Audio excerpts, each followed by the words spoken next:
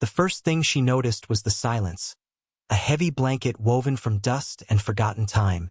It was a silence that hummed with the ghosts of laughter, of hurried footsteps on tile, of whispered secrets in the dark. Then, a floorboard groaned overhead, a lonely sound in the vast emptiness, and the single beam of her flashlight cut through the gloom, illuminating a desk that seemed to hold its breath, waiting. Before we carry on, please hit the subscribe button to make my day and let me know where you are watching from in the comments. The fluorescent light of the kitchen flickered, casting a sickly, buzzing pallor over the stack of bills on the table. Alara stared at them, the numbers swimming before her tired eyes. Each envelope was a small paper cut to her resolve, a reminder of how thin the ice was beneath their feet. Rent due, electricity, past due, the final notice for the car insurance, its red lettering like a tiny, screaming mouth. She was in her early 30s, but some mornings she felt ancient. The resilience she prided herself on worn smooth like a river stone. Across the cramped room, her son, Leo, sat on the threadbare rug, his bright, curious mind lost in a world of plastic bricks. At 8 years old, he still possessed a magic she fought to protect, a belief that the world was a place of wonder. Beside him, their aging Labrador, Buster, let out a soft sigh in his sleep, his light brown for a warm patch in the otherwise cool apartment. The landlord's latest email was still open on her laptop, its tone shifting from patient to pointed. It was a stark, digital reminder of their precariousness, of how easily their small, fragile world could be upended. This nightly ritual, the juggling of insufficient funds and escalating debts, had become her private purgatory. Hope, however, was a stubborn weed. After tucking Leo into bed, she returned to the laptop, the glow of the screen illuminating her face in the dark. She scrolled through local county listings, a desperate trawl for a miracle. She wasn't looking for a dream home, just an escape, a small plot of land where they could put a trailer, a fixer-upper she knew she couldn't afford but allowed herself to imagine renovating anyway.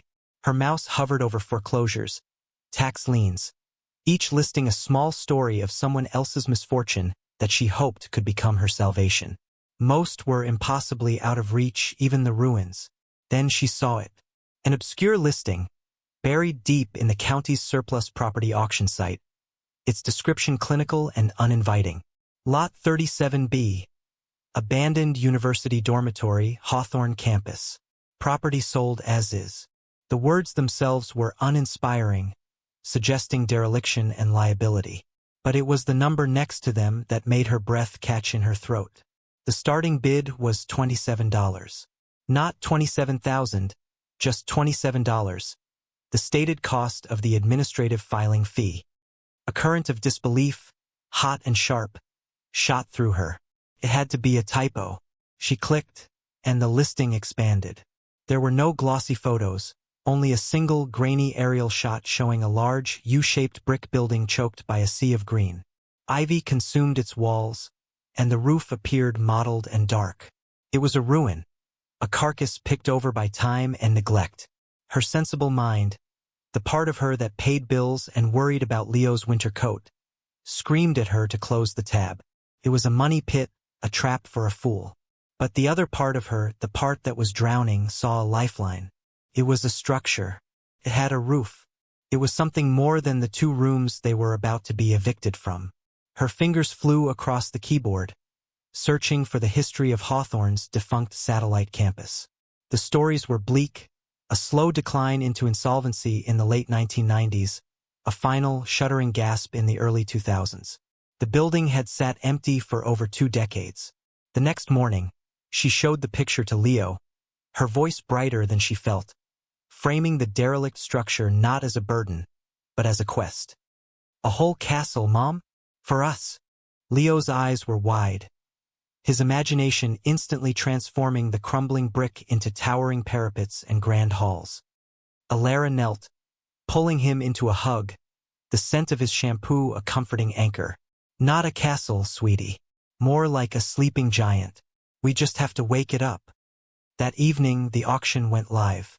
It was an online affair, devoid of the drama of a crowded room. There was just a simple bidding page with a countdown timer. Alara's hands trembled as she typed in her bid, the number 27 feeling both absurdly small and monumentally significant. She clicked the button, her heart a frantic drum against her ribs. The screen confirmed her bid.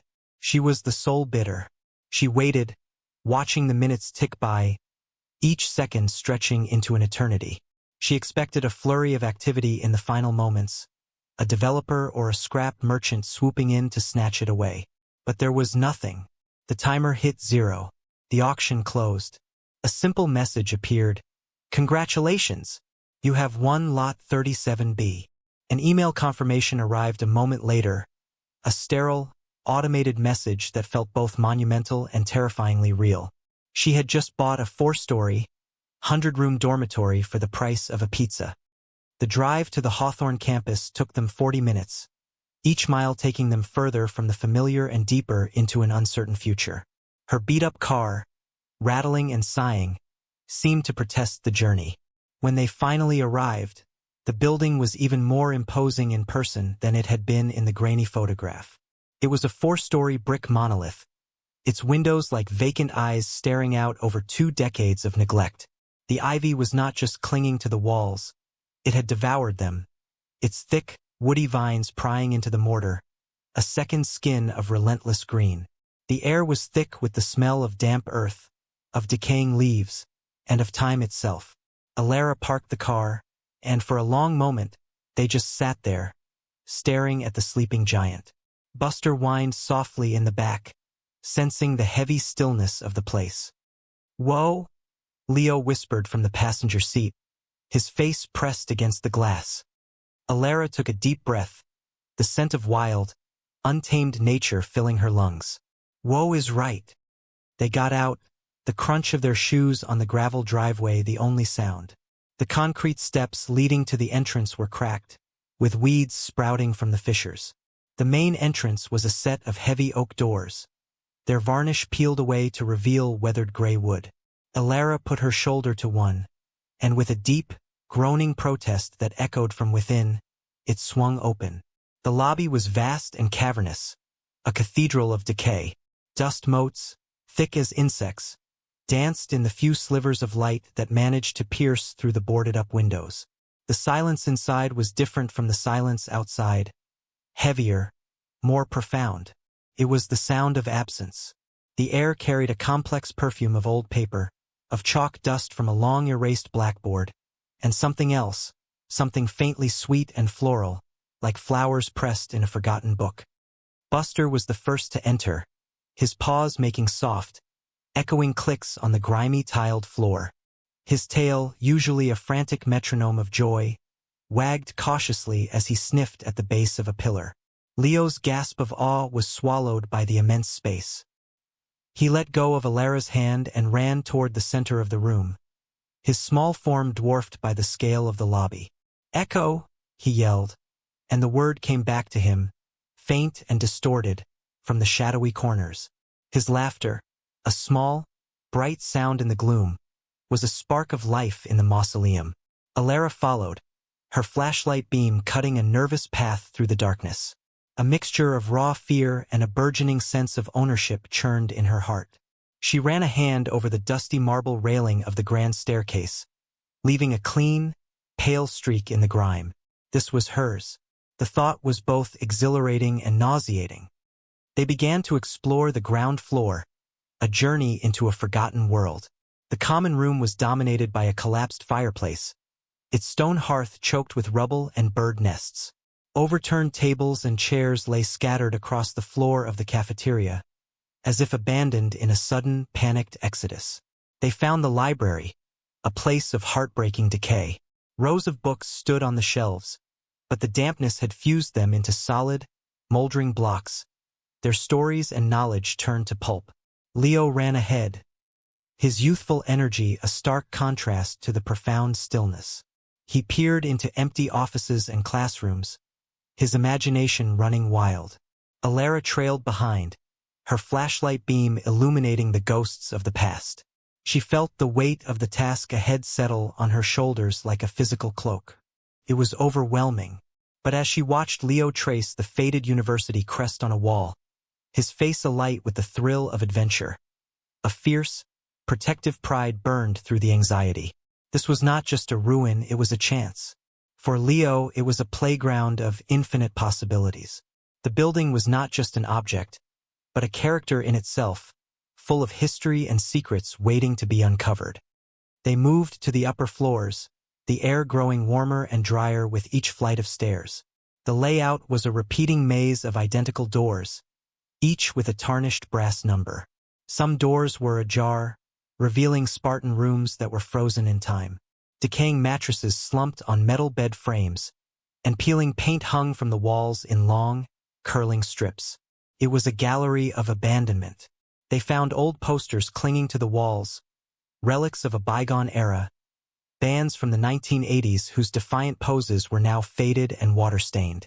Forgotten textbooks lay open on desks, their pages stiff and yellowed. In one room, a single, forlorn sneaker sat in the middle of the floor, its mate long gone.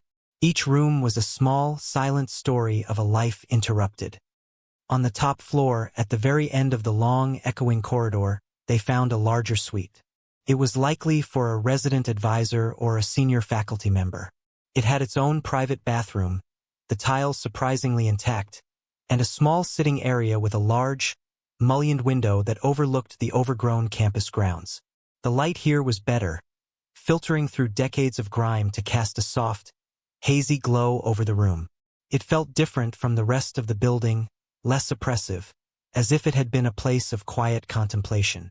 And in the corner of this room, commanding the space, sat a heavy, mahogany desk. Unlike the other furniture they had seen, which was cheap and functional, this piece was solid, well-made, with ornate carvings along its edges. But it was also sealed shut. The drawers were fused with rust and time, their metal handles crumbling to orange dust at the slightest touch. The main roll-top was locked, the key long gone, its brass keyhole tarnished to a dull, green-black. It was Leo who found it, his attention immediately captured by its imposing presence while Alara was testing the frame of the window. He ran his small hands over its surface, then gripped a drawer pull with both hands and strained, his face turning red with effort.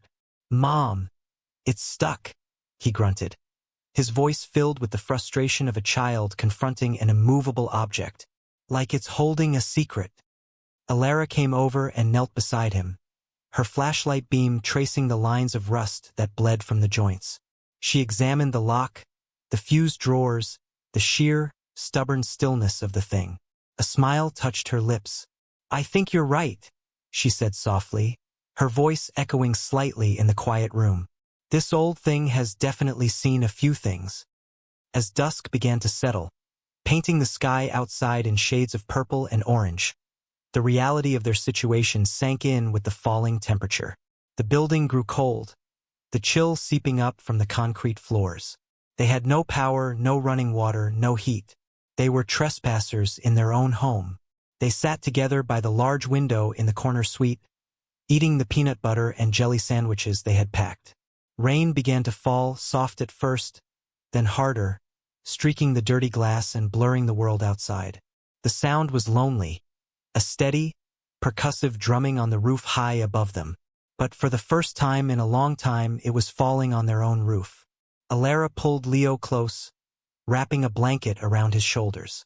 Buster, sensing the quiet moment, rested his heavy head on her lap, his warm presence a comfort against the encroaching night. The feeling was not one of triumph, not yet. It was something far more fragile and far more profound. A hard one, terrifying, and hopeful beginning. The first night was a test of resolve, a trial by sound and shadow. Alara, Leo, and Buster huddled together in the corner suite, wrapped in every blanket they owned, a small island of warmth in an ocean of cold. The building, which had been so silent during the day, came alive in the darkness. It groaned and sighed around them, a symphony of unfamiliar sounds that played on Alara's frayed nerves. The wind, funneled through the long, empty corridors, whistled a mournful, shifting tune. A loose shutter somewhere on a lower floor banged a frantic, irregular rhythm against brick. Floorboards overhead creaked under the weight of their own history.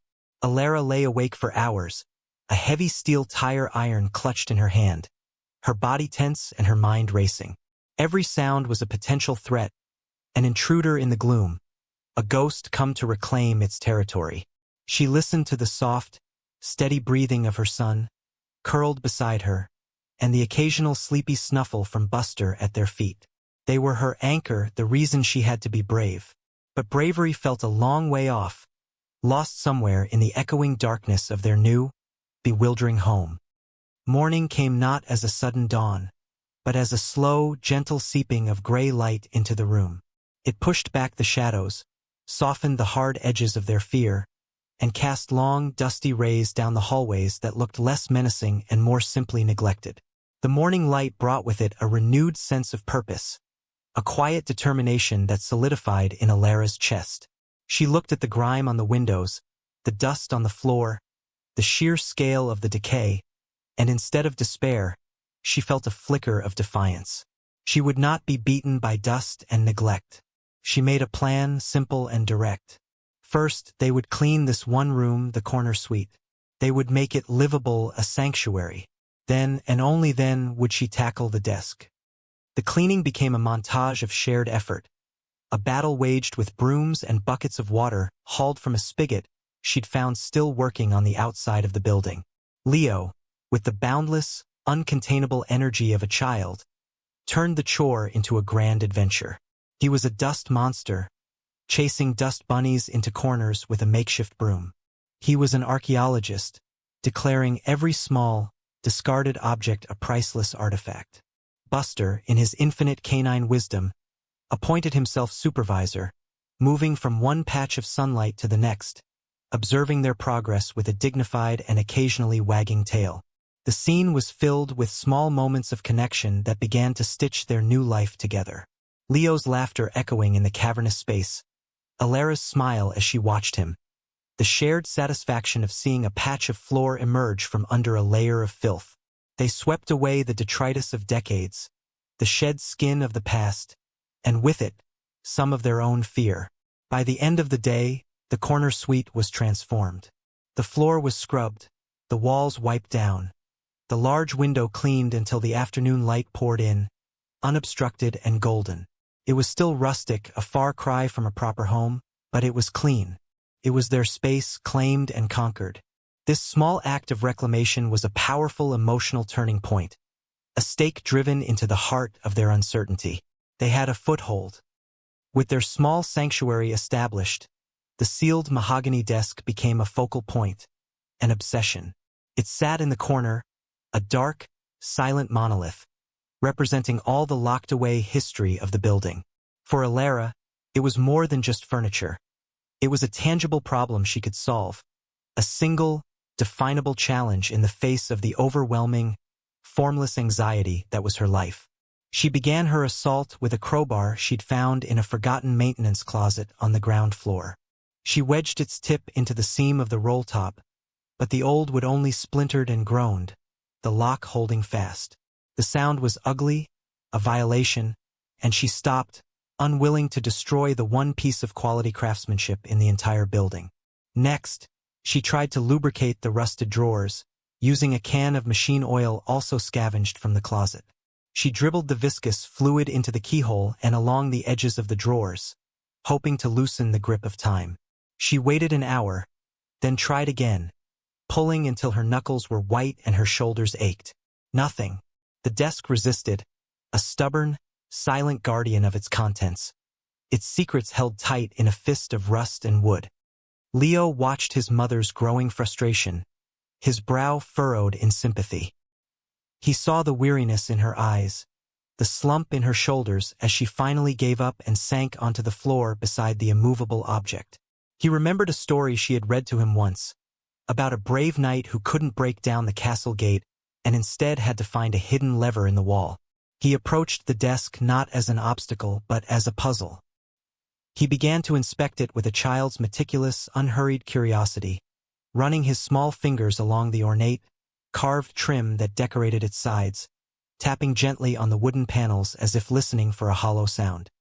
Maybe there's a secret button, Mom, he said, his voice a hopeful whisper in the quiet room. Like in the movies. Alara managed a tired smile, reaching out to ruffle his hair. I wish it were that easy, honey. This is just old and stubborn, like me. But Leo persisted. His imagination, unburdened by adult skepticism, was convinced there was more to the desk than met the eye. He traced the looping, floral carvings on the side panel, his finger following the path of a wooden vine. Deeper and deeper into the pattern he went, his touch light and inquisitive. Near the bottom, hidden in the shadow of a carved leaf, his finger pressed into a section of the trim that felt different. It was not solid.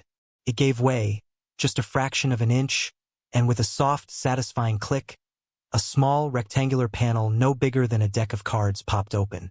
It revealed not a keyhole, but a small brass lever, its surface coated in the pale green patina of age. Alara and Leo stared at it, then at each other, their eyes wide with shared astonishment. A current of excitement, sharp and electric, arced between them. It was real. The knight had found the secret lever. With a shared, held breath that seemed to suck all the air from the room, Alara reached out. Her fingers, smudged with dirt and oil, closed around the cool, smooth metal of the lever. She pulled. There was a moment of resistance, then a series of deep, internal clicks resonated from within the desk's core, like the tumblers of a complex bank vault falling into place. The roll top, with a low groan of protest, a final sigh of surrender, slid upward an inch, breaking a seal that had held for decades.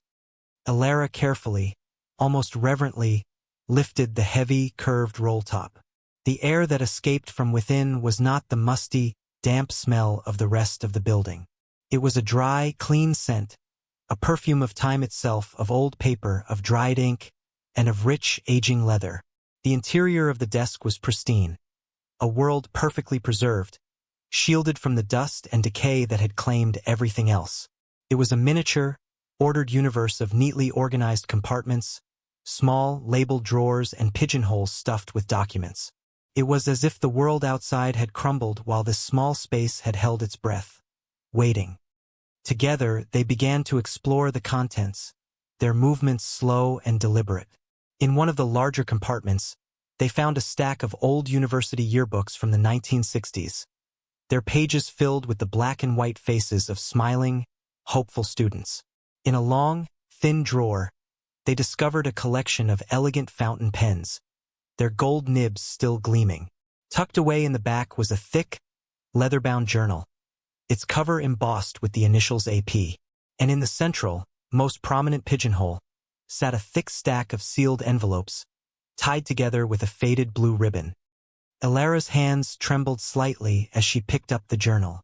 She opened it, the leather creaking softly. The pages were filled with a flowing, elegant cursive, the ink a faded sepia. The journal, she quickly discerned, had belonged to a former dean of the university, a man named Arthur Penwright. The entries chronicled his life at the university, his deep love for the institution, and his growing, bitter disillusionment with the board of directors in the late 1970s. He wrote of his profound fear that the university was losing its soul, that the pursuit of profit was eclipsing the mission of education. It was becoming a business, he lamented in one entry, not a place of learning. Leo, his attention drawn to the neat, tempting stack of envelopes, pointed. "What are those, Mom?" Alara set the journal aside, her curiosity piqued. The envelopes were made of a thick, heavy parchment, the kind of paper that signified importance. She carefully untied the brittle ribbon, which crumbled in her fingers. She picked up the top envelope and, using her fingernail, slid it open. Inside, she found a single, folded certificate. She unfolded it. It was a donation certificate made out to the university's General Endowment Fund, dated 1978. The amount listed was $50,000. Alara's heart stuttered, a frantic, painful beat against her ribs. $50,000. It was an unimaginable sum. With shaking hands, she opened another envelope, and then another. They were all donation certificates from different donors in varying amounts, all dated within the same 2-year period. At the bottom of the stack, beneath the envelopes, they found a different type of document, heavier and more ornate. They were academic bonds. Bearer bonds issued by the university itself with dozens of small, uncut interest coupons still attached, each one representing a matured payment. The face value of the bonds alone was staggering, a string of zeros that made Alara feel dizzy. Her hands were shaking so badly now she could barely hold the papers. She spread them out on the floor, the certificates and the bonds, a mosaic of forgotten generosity. She found a pen and, on the back of one of Leo's drawings from her purse, she began to add the numbers. Her mind, accustomed to calculating grocery bills and late fees, struggled to comprehend the figures. The donation certificates, the face value of the bonds, the decades of accrued, matured interest from the coupons. She checked her math, her breath catching in her throat. She checked it again, her finger tracing the column of numbers, convinced she had made a mistake. But the sum remained the same, a breathtaking, impossible figure. Leo, sensing the monumental shift in his mother's demeanor, the way she had gone pale and still, crept closer. He looked from her face to the papers spread across the floor. "Mom, what is it?" he whispered, his voice small in the vast, silent room. "Is it treasure?" Alara looked at him, her eyes wide and shimmering with unshed tears. A sound escaped her lips, a strange, choked thing that was half a sob and half a laugh. She pulled him into a fierce hug, burying her face in his hair. "Yes, Leo," she whispered, her voice trembling with the weight of the words. "Yes, it's treasure. It's $4.3 million. They sat there for a long time in stunned silence, the papers spread out before them on the dusty floor like a map to a new world. The number hung in the air between them, a shimmering, terrifying, beautiful thing. Buster, sensing the seismic shift in the room's emotional landscape, patted over and nudged Alara's hand with his wet nose, a grounding, simple gesture that brought her back to the moment. Outside, the rain began to fall again, but this time, the sound was different. It wasn't a lonely, mournful drumming. It was a gentle, cleansing rhythm, a soft washing away of the past. Mother, son, and dog sat by the window, the weight of their discovery settling over them, not as a burden, but as a profound and terrifying hope. Alara's quiet laughter, quiet at first, then growing louder, fuller, and more joyous, filled the corner suite. It spilled out of the room and echoed down the silent, waiting hallways, a sound of life and impossible, breathtaking luck in the heart of the sleeping giant. The laughter, which had felt like a release, a joyous breaking of a dam, eventually subsided, leaving behind an unnerving quiet. The night that followed the discovery was even more restless than their first in the dormitory, but for an entirely different reason. The fear of creaking floorboards and shadowy corners was gone, replaced by a new, more profound anxiety that hummed just beneath her skin. Alara did not sleep. She sat on the floor of the corner suite, a single flickering lantern casting dancing shadows on the walls, the precious papers spread before her like a sacred text. The numbers for $0.3 million seemed to pulse in the dim light, a figure so vast it felt more like a concept than a reality. This was not the comfort she would have imagined. It was a weight, a source of immense, suffocating pressure. Her thoughts spiraled in the darkness, a frantic carousel of questions. Was this real? Could paper this old, hidden for so long, still hold any power? Was it legally hers, found in a building she'd bought for $27? The absurdity of it all threatened to overwhelm her. She picked up Arthur Penwright's journal, its leather cover cool and smooth beneath her fingers. The lantern light illuminated his elegant, impassioned script. He was the ghost in the room with her, the architect of this bewildering inheritance. Who was he really? And why had he hidden this fortune instead of using it? The journal provided clues, painting a portrait of a man of deep principle, a scholar who believed in education as a moral imperative, not a commercial enterprise. He wrote with growing despair about the university's board, men he saw as corporate raiders in academic robes, who were betraying the institution's sacred mission. He seemed to be safeguarding these funds, but from what exactly? And for whom? The money felt less like a treasure chest she had stumbled upon and more like a sealed capsule of one man's desperate, defiant hope. The next morning, the world felt altered, tilted on its axis. The dusty dormitory was no longer just a ruin they were trying to tame. It was the vault that had held a fortune. Every shadow in the long hallways seemed to hold a question. Every creak of the floorboards a potential threat. Alara felt a new and terrifying kind of vulnerability, the fear of losing something she never even knew she had. She watched Leo as he woke, stretching in the morning light, his mind already on the day's adventures. He was blissfully unaware of the invisible weight that had settled in the room. "Are we rich now, Mom?" he asked, his voice bright with the simple, beautiful logic of a child. "Can I get a new bike? A red one?" Alara knelt and hugged him, the warmth of his small body a grounding force. "It's complicated, sweetie," she said, choosing her words with care. "We have to be very, very careful. This is a secret, okay? A big, important secret, just between us and Buster." Leo nodded seriously, his eyes wide. He understood secrets. Buster, seeming to sense the gravity of the pact, thumped his tail once on the wooden floor. Alara knew she couldn't handle this alone. The thought of walking into a lawyer's office in the nearest city with a box of 40-year-old bonds and a story about a $27 dormitory was daunting, bordering on insane. Who could she possibly trust with a secret of this magnitude? She decided her first step had to be smaller, quieter. It had to be research. Pulling out her phone, she moved toward the large window, searching for the spotty, unreliable cell service. She began to type the names into the search bar, her fingers clumsy with a nervous energy. Hawthorne University, Arthur Penwright. The journey into the small town adjacent to the old campus felt like traveling to another country. Alara, Leo, and Buster sat in the rattling car, the familiar scent of dog and old upholstery, a small comfort against the strangeness of their new reality. The town itself seemed frozen in time, its main street lined with brick storefronts that had seen better days. It was a stark contrast to the whirlwind of Alara's thoughts.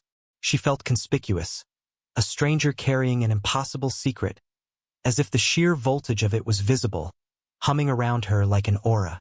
She parked in front of the town library, a handsome stone building with large, arched windows and an air of quiet dignity. Inside, the library was a sanctuary. The air smelled of old paper, lemon polish, and quiet contemplation.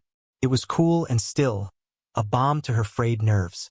The librarian, a kind, elderly woman with spectacles perched on the end of her nose and a cloud of white hair, greeted them with a warm, genuine smile. She cooed over Leo and gave Buster a friendly scratch behind the ears, directing him to a cool patch of tile near the circulation desk where he could wait. The woman's name was Mrs. Gable, and she listened with patient interest as Alara explained, vaguely, that she was researching the history of the old Hawthorne campus for a personal project. Mrs. Gable's eyes lit up. She was, it turned out, the unofficial town historian, and she seemed delighted to have a new student. She led Alara to the archives, a small, climate-controlled room in the basement, and showed her how to use the microfilm reader. Alara spent the next 3 hours scrolling through the ghostly, backlit images of old newspapers from the 1970s and 1980s. The world of Arthur Penwright slowly came into focus. She read about the university's deepening financial troubles, the painful, controversial decision to sell off surrounding land, and the eventual quiet closure of the Hawthorne campus, which had been deemed a financial drain. She found Arthur Penwright's obituary, dated 1981, just a few short years after he had hidden the papers in the desk. He was described by the local paper as a principled but difficult man, a brilliant academic who had frequently clashed with the university's board of directors. He had no surviving family. He had, it seemed, died alone with his secrets. Then she found it, a series of articles from late 1979, detailing a bitter and very public legal battle between Dean Penwright and the board. The headlines were stark: Dean fights board over endowment. Penwright accuses board of betraying trust. The articles detailed how the board of directors, facing mounting operational deficits, wanted to liquidate a significant portion of the university's endowment fund and invest it in a series of risky, high-yield real estate ventures. Penwright had been outraged. He argued passionately that it was a gross violation of the donors' trust and a betrayal of the university's charter. The endowment, he insisted, was a sacred trust, meant to fund scholarships and academic programs in perpetuity, not to be used as a slush fund to cover for the board's poor management. He lost the battle. A judge sided with the board, and the article suggested that Dean Penwright was forced into a quiet, unceremonious retirement shortly thereafter. Sitting there in the cool, silent basement of the library, the pieces clicked into place with the force of a revelation. Alara leaned back in her chair, her heart pounding with a new understanding. Arthur Penwright didn't steal the money. He saved it. He hid it. He was protecting it from the very people who were supposed to be its stewards. The donation certificates and bonds, she now realized, were likely entrusted to him personally by donors who shared his vision and feared the board's avarice. He had become the guardian of their collective legacy. A deep, resonant wave of emotion washed over Alara. She felt a profound connection to this man she had never met, this principled, difficult man who had made a desperate, lonely choice. She understood his quiet rebellion, his desire to protect something precious from a world that saw only its monetary value. The $4.3 million was no longer a random treasure, a lottery ticket she had found. It was a legacy. It was a responsibility. And somehow it had become hers. Alara returned to the dormitory late that afternoon, her mind clearer, her purpose beginning to solidify. The fear was still there, a cold knot in her stomach, but it was now overlaid with a sense of duty. She had to find a way to honor Arthur Penwright's intentions. But as she turned onto the gravel drive leading to the building, the knot of fear tightened into a hard, cold stone. Parked near the main entrance, looking jarringly out of place against the crumbling facade, was a sleek, black sedan. It was a modern, expensive car, the kind that belonged in a city high-rise garage, not in front of a derelict dormitory.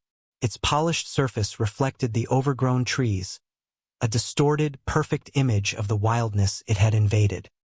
A man in a sharp, expensive suit was standing near the base of the building, one hand resting on the brickwork as if he were assessing its worth. He was tall and lean, with silvering hair and a face that was handsome in a severe, predatory way. He turned as her car rattled to a stop, and his eyes, cold and assessing, swept over her, the beat-up vehicle, and Leo in the passenger seat. He walked toward them, his movements smooth and confident. "Quite the project you've taken on," he said, his voice a polite, cultured baritone that didn't match the coldness in his eyes. He introduced himself as Mr. Davies, a representative from a real estate development firm. Alara got out of the car, positioning herself slightly in front of Leo's door. Buster, sensing the tension, let out a low growl from the back seat. "Can I help you?" she asked, her own voice steady, betraying none of the frantic pounding of her heart. Mr. Davies smiled, a thin, practiced expression that didn't reach his eyes. "My firm has been tracking this property for some time," he explained. "We were surprised to see the title transfer. We know it was sold for a pittance at a county auction." He paused, letting the implication hang in the air. He knew she was not a person of means. "I'm here to make you an offer. A finder's fee, if you will.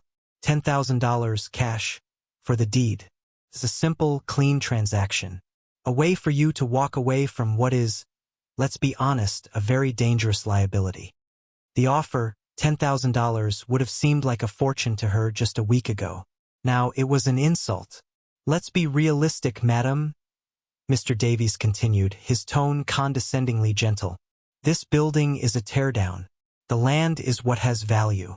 You've done us a favor by acquiring the title and saving us a few administrative headaches. Take the money. It's more than you could ever hope to get out of this ruin." Alara looked from his polished shoes to the crumbling steps of the dormitory, her home. She thought of Arthur Penwright and his desperate act of preservation. "I'm not interested," she said, her voice quiet but firm, her resolve hardening into steel. "This is my property now." For a moment, Davies's polite facade cracked. A flicker of genuine annoyance crossed his face before being smoothed away. "I would reconsider if I were you," he said, his voice losing its silken edge. He gestured vaguely at the building. "A place like this is full of code violations. Asbestos, lead paint, structural instability. There's no place for a child. An accident could happen. The county could condemn it, and you'd be left with nothing but the bill for its demolition." The threat was veiled, wrapped in the language of concern, but it was as clear and sharp as a shard of glass. He was telling her he had ways of dealing with obstacles. He reached into his suit jacket and pulled out a slim, silver card case, extracting a business card. "My offer is good for 24 hours, he said, holding it out to her. "Think it over." Alara didn't take the card. She just stared at him. After a moment, he placed it on the hood of her car and turned, walking back to his silent, black sedan. She watched him drive away, a cloud of dust rising behind him, her heart pounding with a new and terrifying kind of fear. The secret was no longer just about the money. It was about the building itself. Someone else wanted it, and they were willing to play dirty to get it. She looked up at the corner suite, her corner suite, and realized with a chilling certainty that she was no longer just a lucky finder. She was a guardian, and she, her son, and their impossible secret were in very real danger. The encounter with Davies left a toxic residue in the air, a metallic taste of fear that lingered long after his car had disappeared. But as the hours passed, that fear began to curdle, transforming into something else, something hard and sharp. It became anger. A cold, clear rage settled in Alara's bones.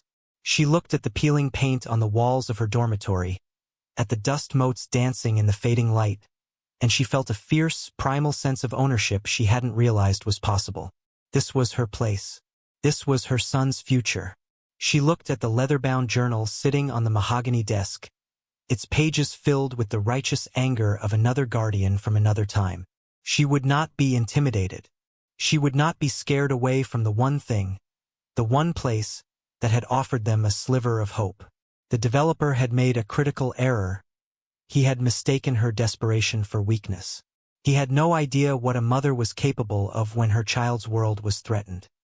Her mind raced back to the microfilm, to the ghostly images of old newspaper articles. She remembered a name, a lawyer who had been quoted in several pieces from the 1980s, a woman who had represented a small community group fighting the university's initial land sales. Ms. Albright. The name had stuck with her, a small point of light in the murky history.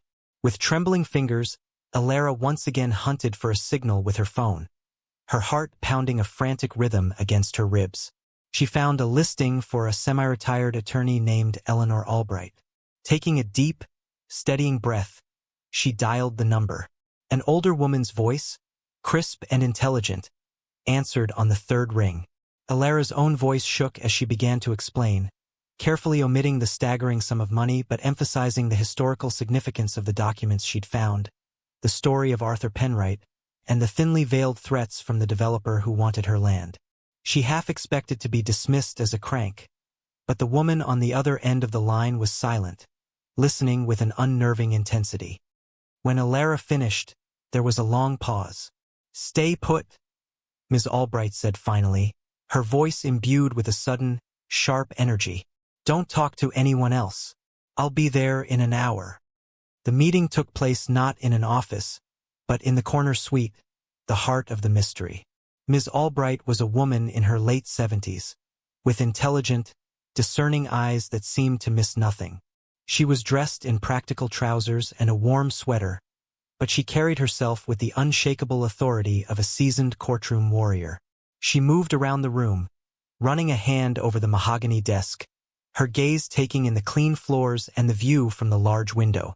She listened patiently, without interruption, as Alara told the full story this time, from the $27 bid to the impossible number she had calculated on the back of Leo's drawing. Finally, Alara laid the contents of the desk out on the floor, the journal, the certificates, the bonds with their uncut coupons. Ms. Albright knelt, her old joints protesting with a soft groan, and picked up one of the bonds, holding it to the light. A long, thoughtful silence stretched, filled only by the sound of Buster's soft breathing from his spot by the door. Then, a slow, incredulous smile spread across her face. "Arthur Penwright," she whispered, a note of awe in her voice. "I'll be damned. He actually did it. That magnificent, stubborn old goat. He saved it." Alara felt a flood of relief so profound it almost made her dizzy. "But what do I do?" she asked, her voice barely a whisper. "Is it mine? What about the university? What about Mr. Davies?" Ms. Albright looked up from the papers, her eyes sharp and focused. "Legally," she said, her voice gaining strength, "it's a fascinatingly gray area. The original University Corporation is defunct. Its assets were dissolved, its liabilities settled decades ago. These documents represent a debt owed by an entity that no longer exists. You, however, have legal title to the property where they were found, which gives you a very strong claim of ownership by possession. But morally," she paused, tapping a finger on Arthur's journal, "morally it's a legacy, and we are going to make sure it ends up in the right hands."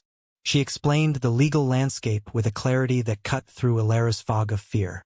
The developers, Davies's firm, were powerful and had deep connections at the county level. They could tie her up in legal battles for years, bleeding her dry, trying to have the building condemned. A defensive strategy would be a slow death. "Our best defense," Ms. Albright declared, her eyes gleaming with a familiar fire, "is a good offense." She proposed a plan, audacious and brilliant. They would use the documents not for personal enrichment, but to establish a new charitable foundation, a spiritual successor to Arthur Penwright's vision, dedicated to providing educational scholarships for underprivileged students. They would call it the Hawthorne Education Foundation. And they would use Alara's story, the story of the single mom and the $27 dorm, to generate a tidal wave of public support that would drown the developers before they could even launch their first attack. A few days later, a small convoy of news vans rumbled down the gravel driveway, a sight so alien in that forgotten place it felt like a scene from a movie. Ms. Albright, true to her word, had arranged a press conference, not in a stuffy, sterile office, but on the front steps of the abandoned dormitory itself. The setting was a masterstroke of stagecraft. The crumbling but proud brick facade stood behind them, a silent, powerful testament to everything that was at stake. Alara stood on the top step, her hand gripping Leo's, her knuckles white. She was terrified, her stomach a churning knot of nerves. But as she looked out at the small crowd of reporters and camera operators, she felt a strange sense of calm settle over her. This was right.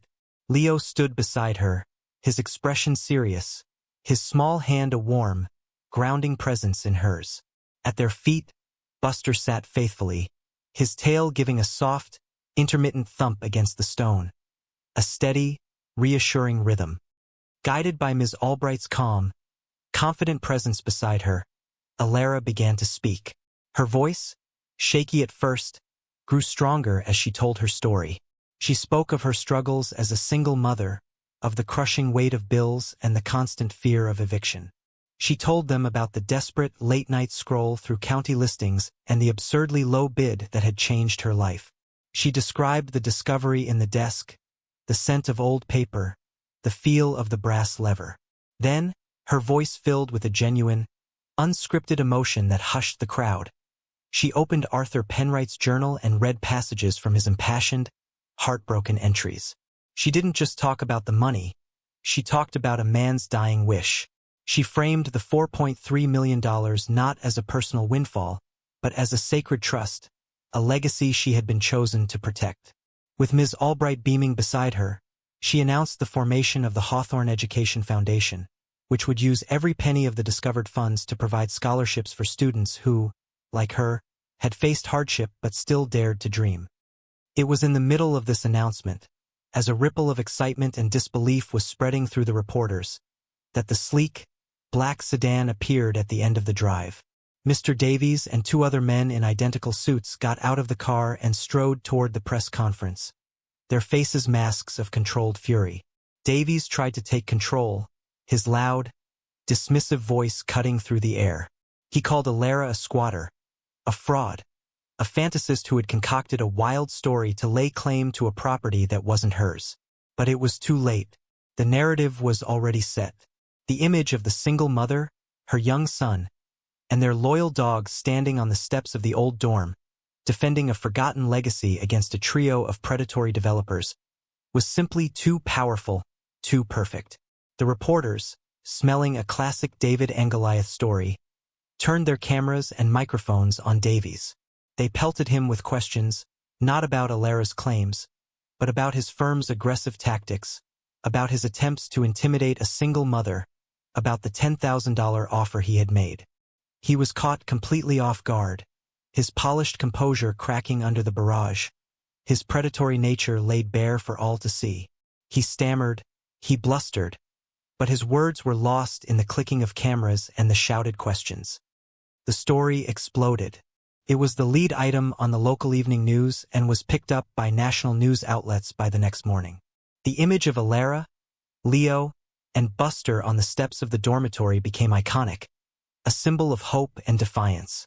Public support swelled into a tidal wave of goodwill. Phone calls and emails flooded the county offices, demanding they support Alara and the new foundation. The developers, facing a public relations nightmare, beat a hasty and silent retreat, their plans for a luxury condominium complex dissolving under the harsh glare of negative publicity. Months later, the corner suite was unrecognizable. The peeling paint and grimy floors were gone, replaced by warm, polished wood and walls painted a soft, hopeful cream. The large window, once caked with the filth of decades, was now crystal clear, and through it, Alara watched a new generation of students walking the revitalized grounds of the Hawthorne campus. The mahogany desk, now the centerpiece of a beautiful, fully restored office, sat polished and gleaming, its secrets no longer a burden but a source of profound purpose. The legal challenges from Davies's firm had faded away into nothing, the public outcry too great for them to overcome. The Hawthorne Education Foundation was officially established, its charter approved, with Alara and a very pleased Ms. Albright sitting as the first members of its board. The $4.3 million, once a source of terror, was now securely invested, its purpose finally, wonderfully, realized. With a portion of the funds, and an almost overwhelming outpouring of community support and volunteers who had been moved by the story, the restoration of the entire dormitory had begun. It was not being turned into a luxury property, but into a vibrant community hub, a place that would offer affordable housing for the Foundation's scholarship recipients and a permanent home for the Foundation itself. Outside the window, Leo was playing on the newly seeded lawn with Buster, his laughter, bright and carefree, drifting up to her on the autumn breeze. He had a new bike, a shiny red one, parked near the restored front steps. Alara felt a sense of peace so deep and complete it felt like a physical presence in the room. She hadn't just found a fortune. She had found a purpose. She had honored a good man's legacy, built a secure future for her son, and resurrected a place that had been left to die. The building was no longer silent. It was filled with the low, steady hum of life, of hope, of dreams renewed. As the sun began to set, casting a warm, golden light over the scene, Alara sat down at Arthur Penwright's desk. She picked up a fountain pen, one of the very pens he had left behind, and pulled a stack of papers toward her. They were the first round of scholarship applications. Outside, the sky darkened, and a light rain began to fall, a gentle, familiar rhythm on the new roof of their home. But this time, it was the sound of a promise fulfilled, the sound of a future blooming from the dust of the past. The camera of her memory pulled back, showing the single-lit window of the corner suite, a warm, steady beacon of light in the heart of the old dormitory, now and forever alive with purpose.